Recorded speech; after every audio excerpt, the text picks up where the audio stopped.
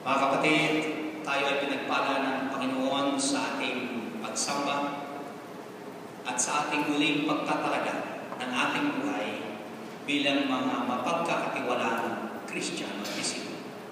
Tayo ay humayo, maging alulod ng pagpapalas para sa iba, patuloy na ibahagi ang kanyang mabuting balita at maging isang pagpapala.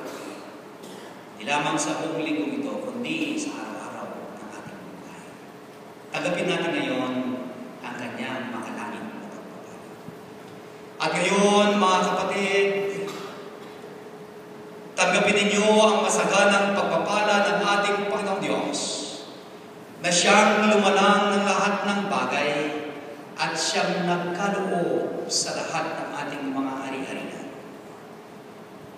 Ang pag-ibig at pagliligtas ng ating Panginoong Hesukristo, na siyang nagpakasakit at namatay sa krus ng Kalbaryo, at siya rin naman tumawag at nagpahayo para sa atin.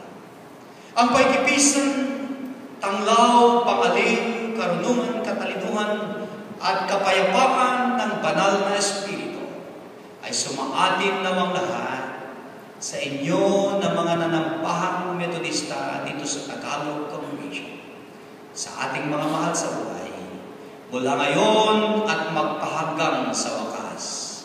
Amen.